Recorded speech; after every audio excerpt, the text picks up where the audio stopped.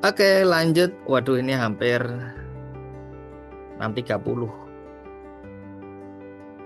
Sebelum saya lanjut, izin kita foto dulu yuk, teman-teman. Ya, tolong on cam ya. Masa nangis foto? Woi, 25 peserta. Oke, sudah on cam semua, teman-teman. Mas Anang mungkin di close dulu anunya. Itunya. Materinya di close dulu.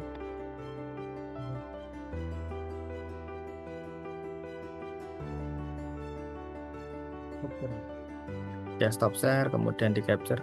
Ya, oke. Mantap. Ada Bu Dian ini. Apa kabar Bu Dian? Sehat, Bu. Bersyukur baik Pak, sehat-sehat. Kemudian kalau mau masuk grup nanti bisa tanya admin ya. Atau nanti. Siap Pak. Nah, saya sudah ada di grupnya Bapak. Ya, oke, alhamdulillah. Hmm. Ada Mas Randy. Safira Motor ini di mana Mas Randy? Ini timnya saya, Pak Yuda, Oh, maaf Masya izin. Allah, timnya Bu Ida. Keren ini. 6:30 sudah on ya, ngeri. Ini Bu Nada, Masya Allah yang kemarin viral. Waduh, pagi sudah nyetir. Ya, ini sambil OTW. OTW ada guru saya ini, Pak Adi dari Kupang. Ya, kalau ketemu Buncit, Pak. Kantornya di Buncit kantornya. kantor di Buncit, ada Pak Purwo, Nah, sekolah. ada Pak Purwo dari ini pengusaha LED, orderled.com ya. Kemudian ada Mas Sulaiman. Yang lainnya rekan-rekan bisa on cam. Oke, kalau ada halangan tidak apa-apa, seadanya aja bisa di capture Mas Anang, dikirim di grup ya. Sudah? Oke. Kalau sudah, disiapkan materi selanjutnya. Ya, ini pesertanya ada 25. Nah, rekan-rekan ini sudah 625. Ada satu pertanyaan yang belum dijawab. Kira-kira lanjut atau sudah cukup? Minta tolong komen. Lanjut. Lanjut, oke siap. Lanjut ya. Lanjut. Lanjut, oke siap. Pertanyaan selanjutnya adalah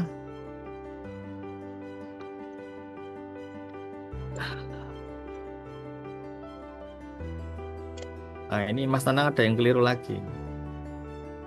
Mataram itu NTB Mas.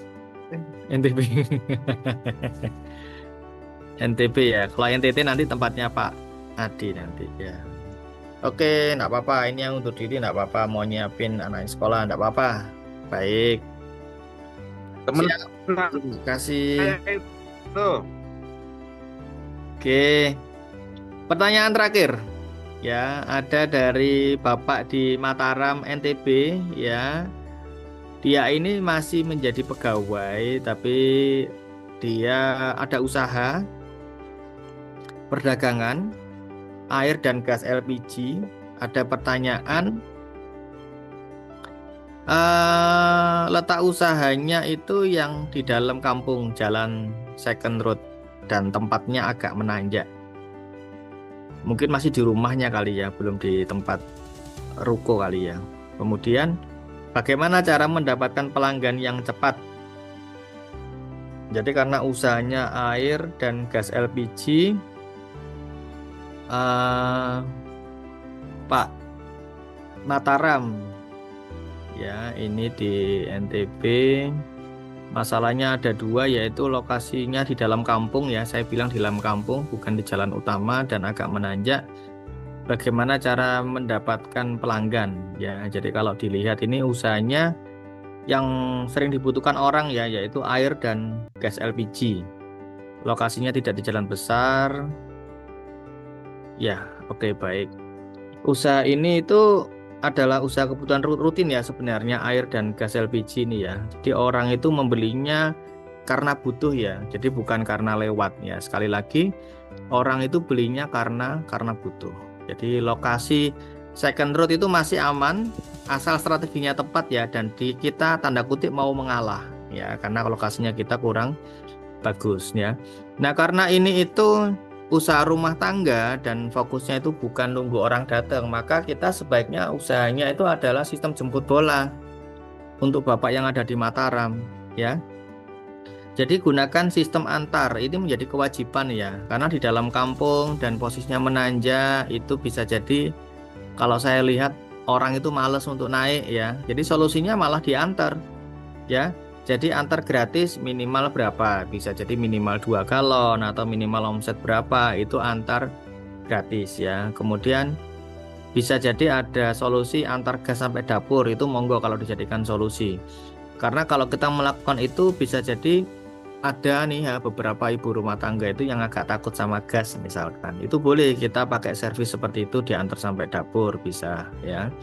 Karena kalau kita bisa lebih cepat ya, lebih cepat kemudian lebih ramah sama orang, pelanggan itu akan pindah ke jenengan Bapak yang di Mataram begitu ya.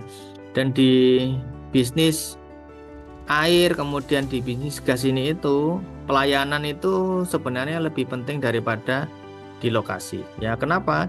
Karena lokasi yang strategis pun itu juga bisa jadi banyak pelanggan itu yang pengennya diantar begitu ya.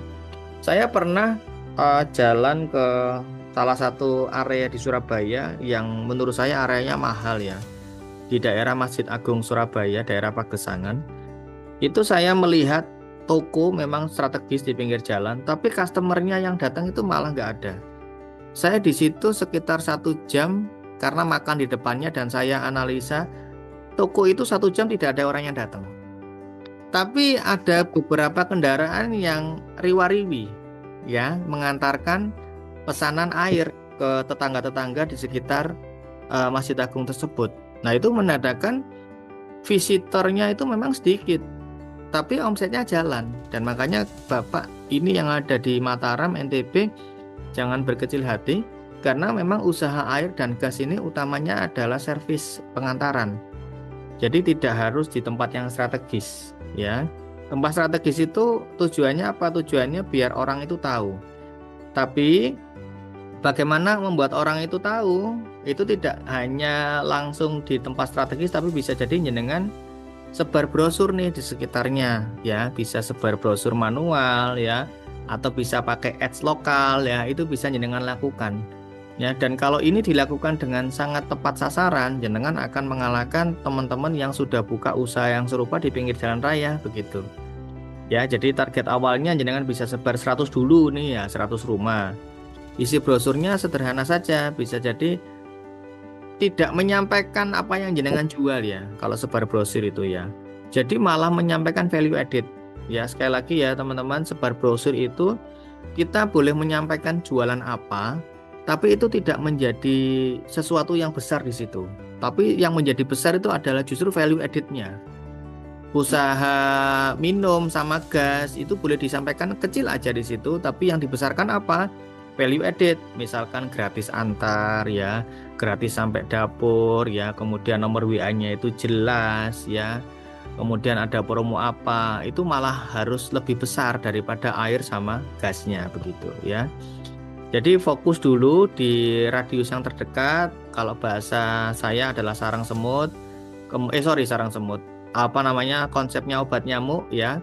Kecil aja dulu, pendek-pendek dulu. Nanti kalau lama-lama sampai mana yang jenengan kuat, berapa meter, berapa kilometer jauhnya begitu ya. Kemudian selanjutnya sama seperti usaha yang lain, saya lebih suka untuk memberikan solusi B2B ya teman-teman ya. Kalau usaha seperti ini, kenapa kok usaha B2B? Ya karena kalau kita ngomongin usaha B2B, insya Allah repeatnya terjaga, karena mereka jual lagi. Jadi sebaiknya tidak fokus di rumahan, tapi fokusnya di warung dan toko kecil. Jadi titip nomor WA di situ, kemudian bikin brosur yang didatangi tidak hanya rumah tapi juga warung ya. Kemudian bisa juga, karena ini ngomongin gas, bisa jadi usaha laundry ya. Usaha laundry juga salah satu customer Pak ya. Kemudian bisa jadi usaha sembako, karena sembako itu juga jualan gas sama jualan air begitu. Jadi sebaiknya tidak hanya berpikir usaha ini dijalankan di rumahan, tapi juga dijalankan di B2B begitu ya. Kemudian bisa juga memberikan hadiah kecil kalau mereka referensi ya, mereferensikan ke pelanggan boleh dikasihkan hadiah kecil di depan. Jadi kalau ada yang mereferensikan nanti dapat hadiah apa, tapi sekali aja di depan gitu ya. Itu boleh. Kemudian ada yang namanya membangun pelanggan tetap. Nah, jadi bukan sekali beli ya. Jadi memang sekali lagi kalau di usaha ultra ini Bapak kan baru di pegawai transisi ya. Pegawai ultra itu biasanya capek untuk jualan. Kenapa kok saya bilang capek? Karena dia selalu mindsetnya cari pembeli baru. Ya, kalau dia itu sudah di levelnya mikro, biasanya dia itu sudah punya omset yang stabil karena sudah ada pelanggan. Nah, karena jenengan masih pegawai transisi, saran saya harus membangun yang namanya pelanggan tetap, Pak. Tidak hanya sekali beli ya. Jadi ada beberapa target. Misalkan nih jenengan punya tadi ada 100 brosur yang dikirimkan. Harapannya ada 50 orang, 50 rumah yang menjadi pelanggan tetap. Ya, contoh kalau ada 50 orang pelanggan tetap, misalkan galon itu seminggu sekali ganti jadi 4 galon sebulan. Bisa jadi jenengan punya omset 200 galon rutin. Nah, itu menjadi pondasi yang stabil. Karena kalau 200 galon itu misalkan ada margin Rp2.000 misalkan. Itu kan sudah 400.000 misalkan seperti itu. Dan itu hanya dari galonnya saja begitu, ya. Dari galonnya saja, belum yang lain begitu, ya. Nah, kemudian jenengan juga tetap membangun branding, tapi sederhana saja ya, karena baru pegawai transisi. Branding sederhananya itu bagaimana? Spanduknya harus jelas ya. Jadi tetap jangan mengecilkan tempat ya. Kemudian kalau mengecilkan tempat yang tidak strategis, teman-teman itu tidak diapa-apain usahanya ya jangan ya, karena siapa tahu ada omset masuk karena mereka melihat usahanya jenengan ya. Harus punya yang namanya spanduk jelas di situ ya. Kemudian kalau jenengan punya motor yang buat antar jemput juga jangan dibiarkan motornya ala kadarnya, harus ada stikernya ya. Harus di branding dengan bagus. Harus di branding dengan bagus ya begitu. Kemudian ketika ada WA itu responnya harus cepat. Sejauh 1,5 kilometer. Oke, kalau ada WA responnya harus cepat ya, Bapak di Mataram. Kemudian ada beberapa hal yang bisa dilakukan.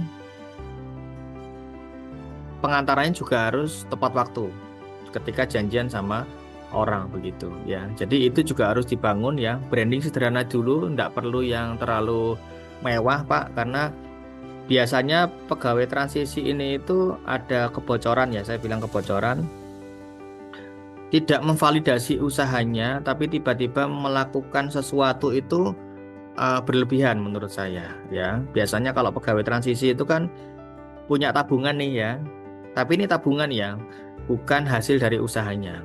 Dan karena punya tabungan banyak, kalau tadi saya bilang brosurnya hanya 100, dia tiba-tiba ngeprintnya 1000. Nah, itu kebanyakan kesalahan dari pegawai transisi di situ. Belum waktunya bikin ruko di pinggir jalan dan sewanya mahal, malah bikin seperti itu. Padahal dengan usaha seperti ini kan tidak perlu ruko yang seperti itu. Bisa dari rumah dulu enggak apa-apa. Nanti kalau sudah terbukti baru boleh. Nah, jadi biasanya teman-teman yang pegawai transisi itu godaannya di situ ya, teman-teman begitu. Nah, kemudian ada yang namanya strategi gas LPG ya. Jadi gas LPG itu bisa jadi kebutuhannya mendesak ya. Ada beberapa rumah yang memang begini, memang sudah nyetok di rumahnya 3, tapi biasanya kalau sisa 1 itu mereka lupa beli lagi gitu ya. Jadi malah lupa beli lagi, akhirnya yang kosong langsung 3-3-nya begitu contohnya ya. Jadi kalau LPG ini karena salah satu kebutuhan mendesak, kalau jenengan tuh responnya cepat, kemudian jenengan tuh bisa antar di jam-jam yang misalkan nggak terlalu malam ya, misalkan habis maghrib gitu, itu menjadi poin plus Pak. Dan kemudian ya keramahan itu sudah pasti menjadi kewajiban ya begitu. Jadi kalau saya bilang beberapa orang rumah tangga yang bapaknya kerja, ibunya bisa jadi sendiri di rumah dan punya anak nggak bisa keluar rumah, solusi cepat respon pengantaran itu menjadi solusi dan jenengan bisa naikkan harga, menaikkan margin ya di situ ya. Oke, lanjut. Nah, ini ada kesalahan yang harus dihindari. Oke, kalau di usaha gas sama LPG itu ada beberapa hal yang harus dihindari ya, Bapak di Mataram. Yang dihindari itu adalah sama seperti usaha yang lain pada umumnya di usaha ultra. Kita nunggu pembeli datang itu nggak boleh. Ya, kita nggak boleh nunggu pembeli datang. Tadi ada beberapa tips harus dilakukan ya. Kemudian kita tidak punya layanan antar, tidak boleh. Ya, karena memang behavior dari pelanggan kita, pembelinya air sama gas ini itu adalah layanan antar. Gitu. Ya, kecuali kalau kita memang grosir ya. Kita grosir air, kemudian tempatnya strategis itu boleh tidak melakukan antar karena mereka biasanya butuh dan belinya banyak. Gitu, ya. Jadi, kalau jenengan masih baru ini saran saya itu punya layanan antar karena ada gasnya. Yang kemudian, nah ini jangan lupa penyakitnya, mohon maaf ya, penyakitnya usaha ultra itu tidak punya yang namanya catatan pelanggan, ya, tidak punya yang namanya catatan pelanggan, begitu. Ya, jadi ada pembeli yang datang, dia udah usaha nih ya nyebar brosur, dia ada usaha itu pengantaran, ya, tapi dia itu lupa untuk mencatat pelanggannya. Ya, minimal disimpan di nomor WA-nya, minimal disimpan di Excel-nya, dan jenengan harus paham nih, biasanya kebutuhan gas itu seminggu sekali atau sebulan sekali. Ya, biasanya kebutuhan air itu sebulan sekali atau seminggu sekali begitu. Karena kalau jenengan paham seminggu sekali, jenengan boleh untuk WA ke dia, ke pelanggan, Bu, ini sudah seminggu, apakah bisa kita suplai lagi ya, begitu. Nah, kalau di tempat saya cycle-nya itu sebulan sekali. Jadi saya itu paham kalau teman-teman itu ada toko yang belinya di tanggal 27, rekan-rekan yang menjadi sales office itu juga WA lagi teman-teman yang sudah beli di tanggal 27 begitu. Jadi agar mengingatkan lagi untuk beli lagi begitu karena sudah sebulan ya. Itu teman-teman, Bapak yang ada di Mataram. Jadi bismillah, semoga dimudahkan. Jadi kalau ngomongin target ini bisa jadi jenengan lakukan 6 bulan. Target di bulan-bulan awal karena nyebar brosur tadi itu 100, harapannya bisa terjadi di bulan yang ke-6. Parsial saja ya, semoga di 2 bulan pertama bisa jadi 30 orang dulu.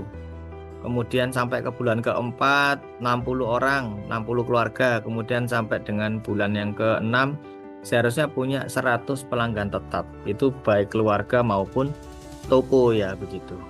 Jadi Bapak yang ada di Mataram jangan berkecil hati ya. Lokasi itu bukan menjadi masalah kalau usahanya air dan gas ya. Tapi jenengan punya sistem distribusi yang bagus itu yang menentukan jenengan bisa menang di lapangan. Dan air dan gas itu adalah bukan bisnis tentang lokasi ya, tapi tentang relasi dan pelayanan ya Bapak yang ada di Mataram begitu. Oke, baik teman-teman, materinya sudah selesai karena ini sudah jam 6 lebih 41.